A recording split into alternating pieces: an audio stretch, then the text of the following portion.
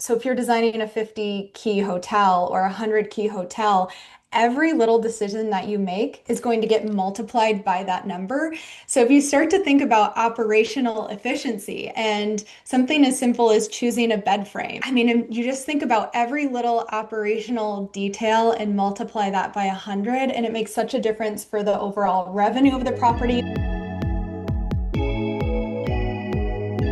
Welcome back to another episode of Branded and Booked, you guys. I'm super excited for today's conversation and guest. I am joined today by Courtney Petrovich, who is the founder and principal designer at Deanery Designs. So, Courtney has an expansive background in the hospitality design sphere. And when we're talking about hospitality, this is hotels, this is short-term rentals, this is restaurants. So, hospitality has this sort of large umbrella. And Courtney has such a cool background. I wanted to bring her on. We actually had an opportunity to meet in person, and that was amazing. And I wanted to bring her on specifically today to talk about this sort of shift we're seeing in the STR industry of investors really jumping into the boutique hotel world. We'll talk a little bit about the reason that that's kind of happening, but I wanted her to share from a design perspective why thinking about design, especially on the boutique hotel side. One, I wanted her to share some differences. Two, I wanted her to share why that's so important as you're bringing in investors and you're raising capital and all of those different components that are just a little different than what you do in buying a single family home, designing it and listing it on the platform, right? There's much more involved in the boutique hotel side. So I wanted Courtney to come in and bring her design insights into this conversation today. So, Courtney, welcome to the podcast. I'm so glad you're here with me. Thanks so much for such a warm welcome, Steph. I'm really excited to be here and chat with you. And I know you've done a ton in the hospitality space outside of short-term rentals too. So I'm super excited for this conversation to expand. It's going to be a good one. Okay, well, why don't you, Courtney, just start by telling everyone a little bit about who you are, your background, maybe a little of like how you got here. Just give us your story. Sure. So I, as you mentioned, am the founder and principal at Deanery Designs, but I did not start as a designer in life. I actually started in wellness. And so I went to school, master's degrees in public health, and I worked for Northwestern Medicine, keeping people out of the hospital. And then became a real estate investor in long-term rentals. And that's really how I started to dip my feet and start to pivot towards this direction, though I didn't know it yet when I was only owning long-term rentals.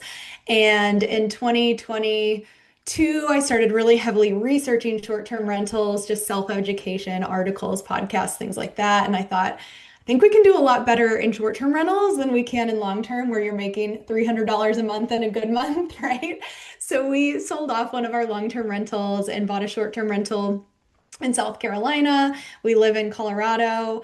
And I was like, oh yeah, it's short term. I need to design this thing and make it an experience for guests. And why not start with an 8 bedroom across the country? I'll start designing that. And so I did that and learned so much from the whole process, but genuinely just loved it immensely and decided that that's what I wanted to start doing for others. And from there, we've grown into a boutique design firm where we have a design team and a procurement team.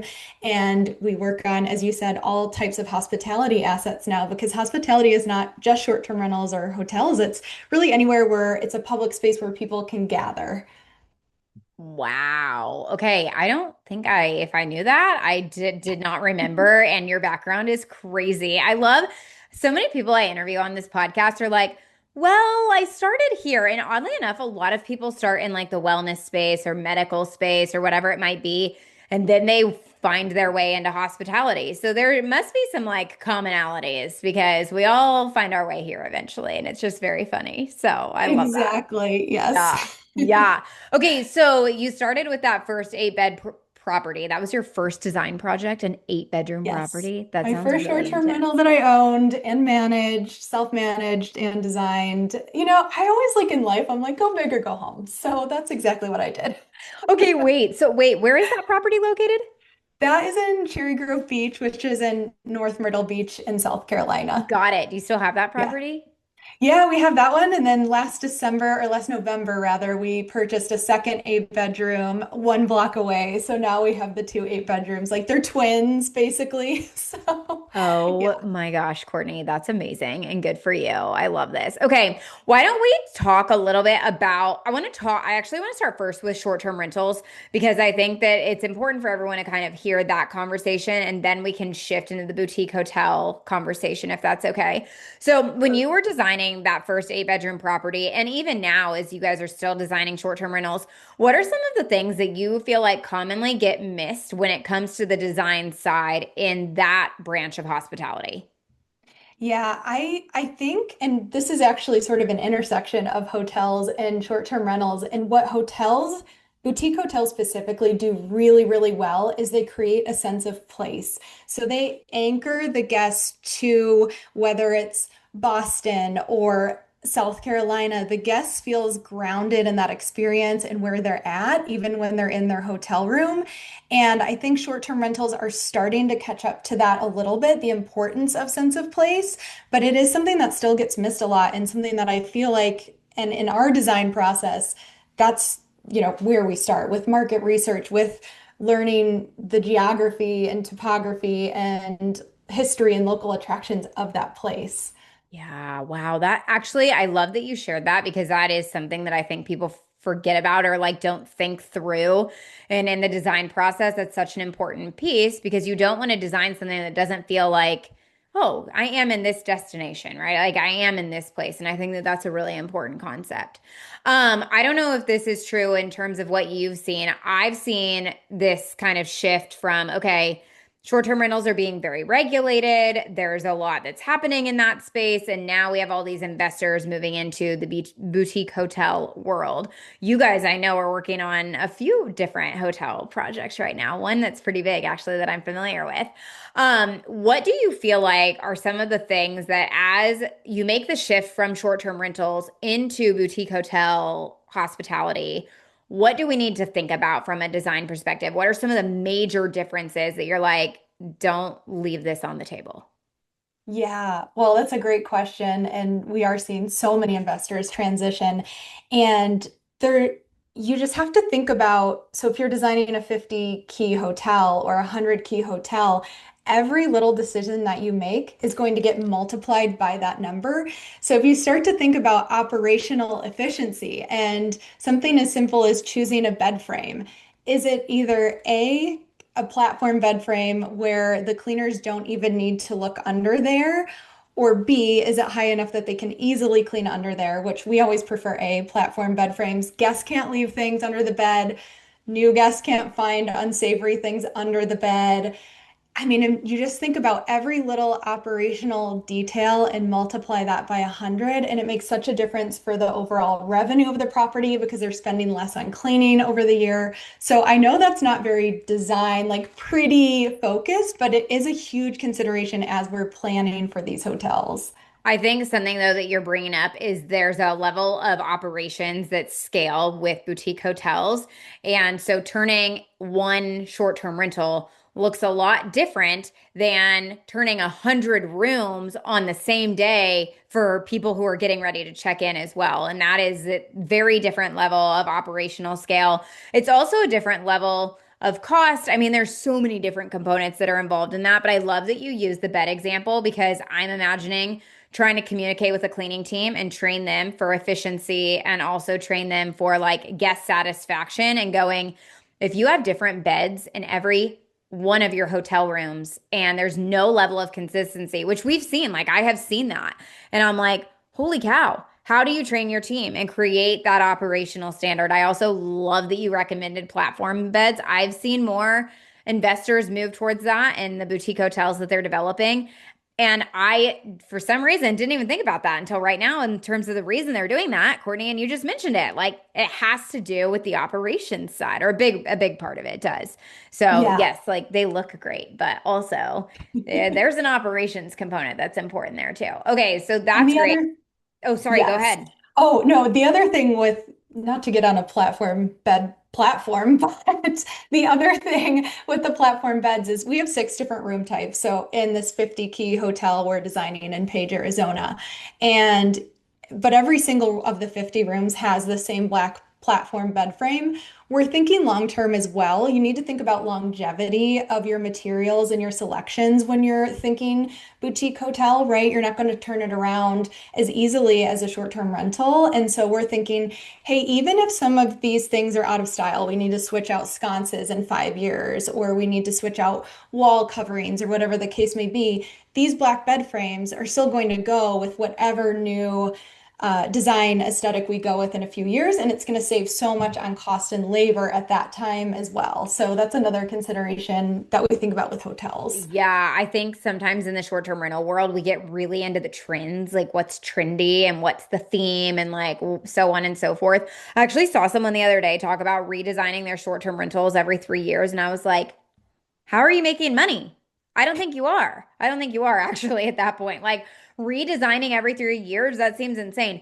I get it. Like there's a level of that I'm like, okay, yes, it makes sense.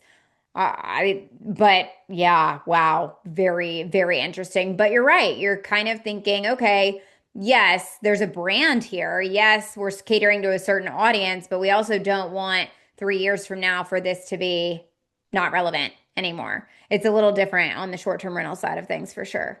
Exactly. And so they're called PIPs, performance improvement plans with hotels, and it's typically a 7 year cycle where you want to go in and update things that feel dated.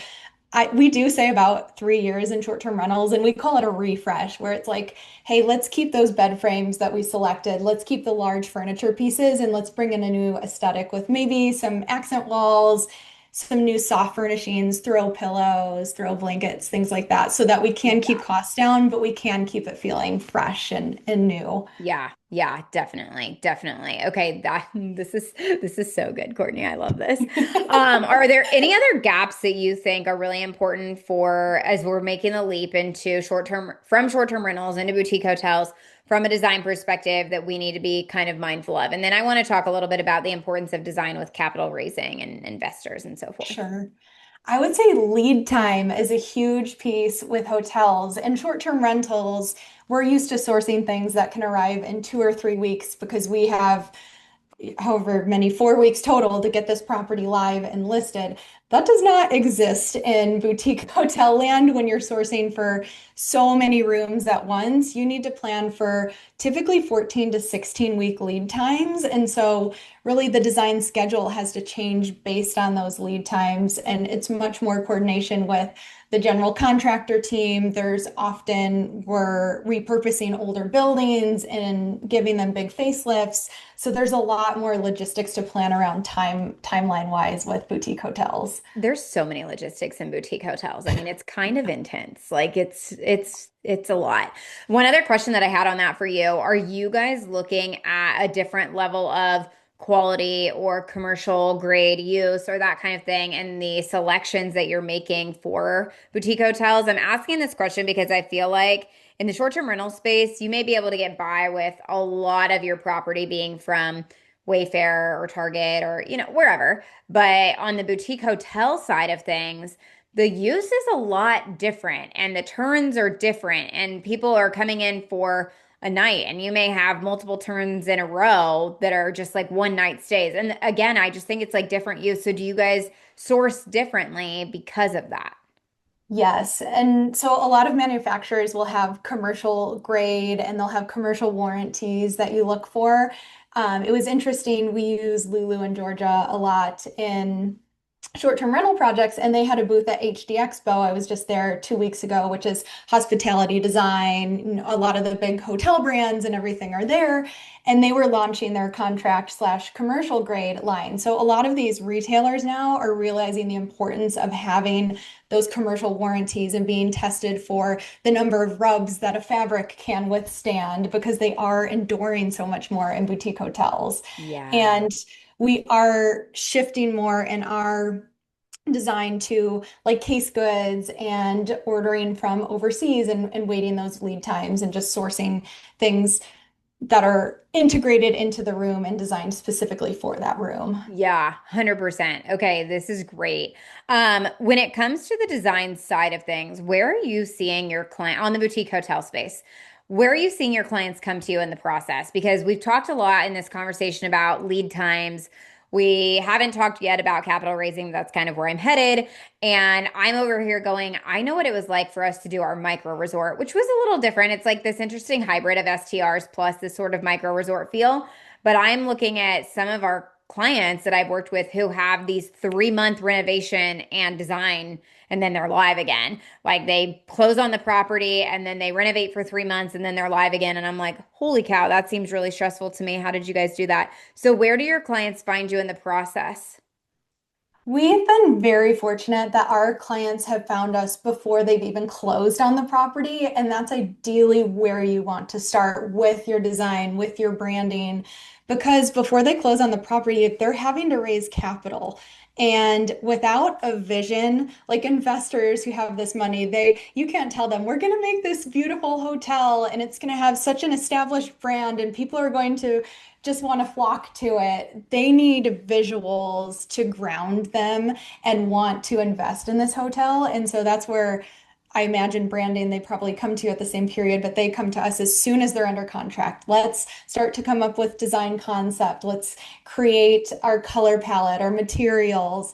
Let's get these renderings and visuals together that we can start to put into a pitch deck for investors. Yeah, I think this is something that this conversation today is not necessarily about the upfront costs of boutique hotels, but this is something that does not get talked about because I would imagine that y'all don't do work without having some sort of a deposit for the work you're going to do. And I don't either. So when I have clients that come to us who are doing these boutique hotel deals, it's like, you may have an LOI, a letter of intent out. You may have an accepted offer and you may be under contract, but there are a lot of hoops you have to jump through during that under contract period. All of your due diligence items.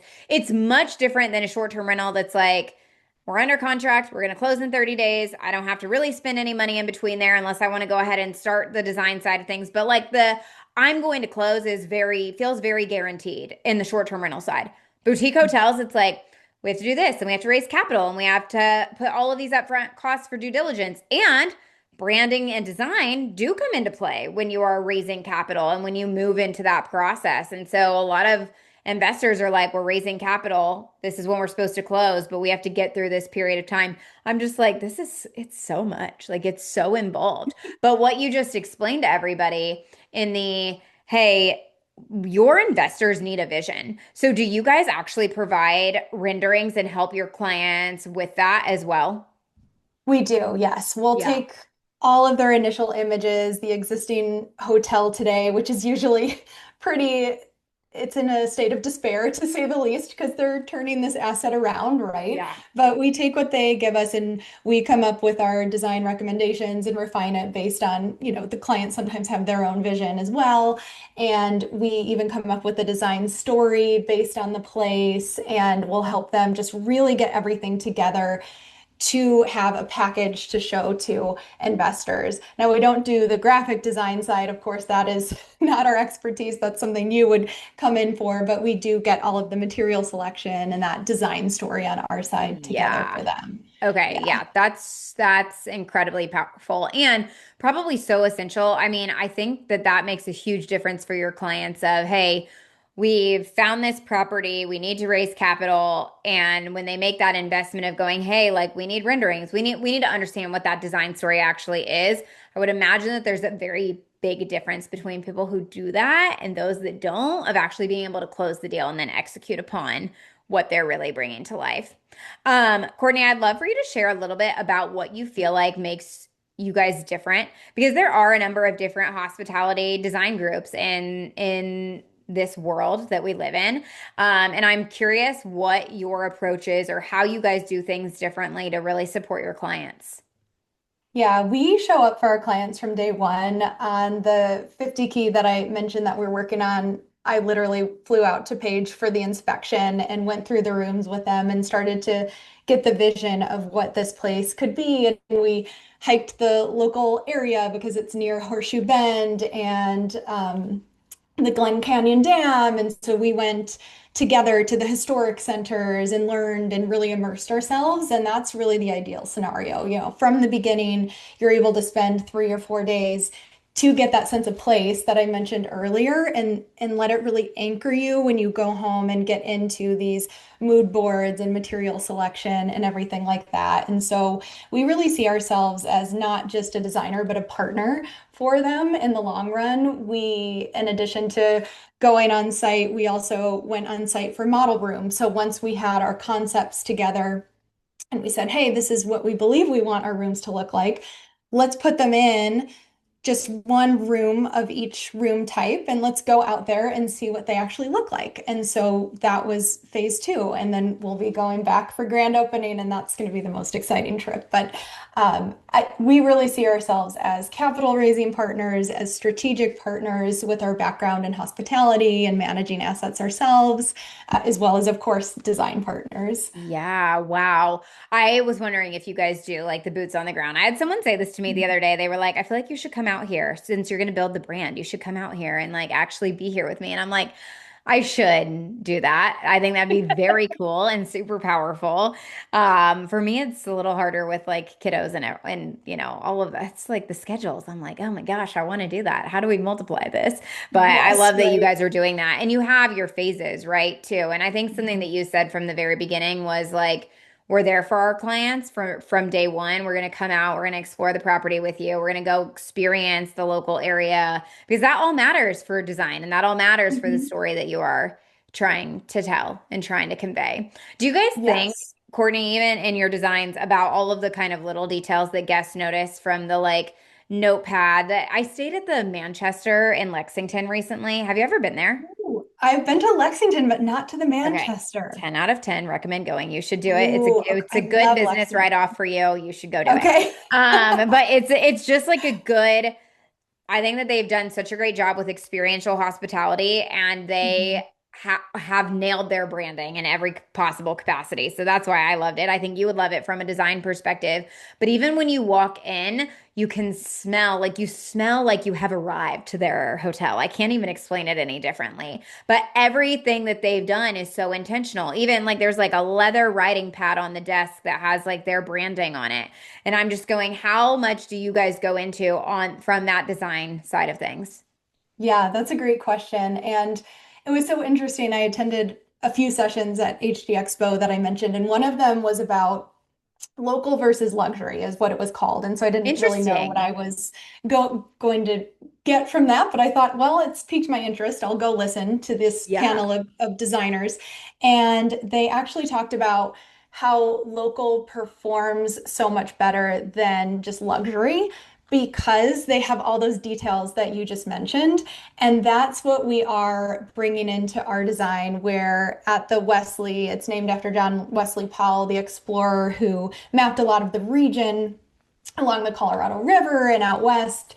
And we thought about, okay, he in the field took notes on leather bound journals. And so you'll see a lot of leather selections in our material selections and wrought iron, which was popular during his time.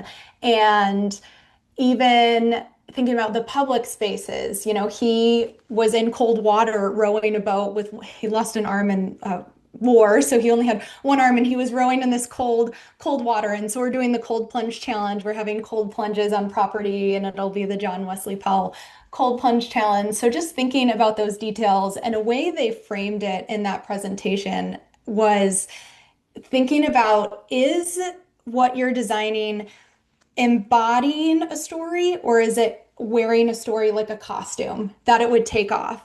And I was just like, oh, that is it. Our design, and I'm sure you feel the same way about branding, like it needs to embody this story and Mhm. live it every day. So we definitely think in the same vein.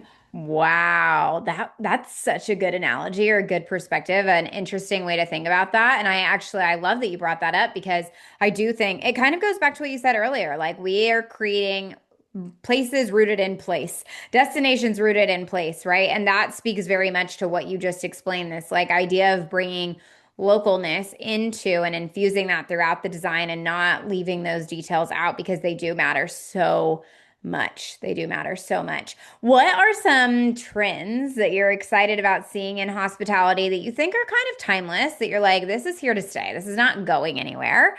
And we're going to see more of this in hospitality. I Wellness. I really Yeah. think wellness. A stat that I heard at the conference was that guests are now staying 2 to 3 days longer at wellness-focused properties because they want to immerse themselves in those amenities and the benefits of the Yeah. wellness amenities, and they're paying 20 to 40% more ADR to have access to those amenities.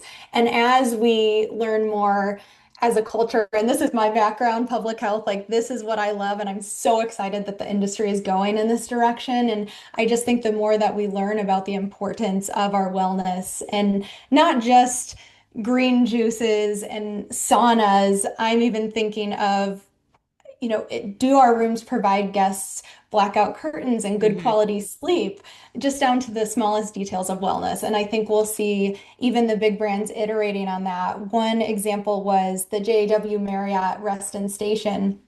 They specified an entire floor, the fifth floor of the hotel, to be a quiet floor. So they have different acoustics on that floor. And they also made the guest rooms a little bit larger and put yoga mats and foam rollers and Theraguns in the rooms for the guests. They have tea ceremonies available for guests staying on that floor. And they're even thinking about making it a brand standard because they've seen the demand for that grow. So it's just fascinating to watch the Interesting. wellness evolve. Yeah, that's so cool. Wow, I love that. I agree with you. I think that I saw someone the other day talk about how over the next, I don't know if he said a decade or what it was, but we're going to see this mid-tier luxury or this mid-tier hospitality kind of dissipate. And he was really talking about like the wellness and the luxury and how that's going to continue to grow. And I'm like, yep, I can see that. Like I can already see signs of that unfolding. So I think it'll be very interesting to see what happens in the next, 10 to 15 years with hospitality. So definitely don't skip out on design. This is not about buying a hotel and just being like, we'll just leave it as it is. There's a reason it's being sold. Right. That's There's not a a winning reason. formula. Yeah. Oh my goodness. Courtney, can you tell everyone where they can find you, connect with you? What's the best way to reach out? Yeah, we would love to connect with anyone. So you can find us at denoridesigns.com. That's Denori. We are Denori Designs on Instagram, Denori Designs on Facebook and LinkedIn. So we're active there. Amazing. And we'll link all of that in the show notes for you guys too. So, yay. Courtney, thank you so much for your time today. This was such a great conversation. I appreciate you being here. Thanks, Steph. I loved it.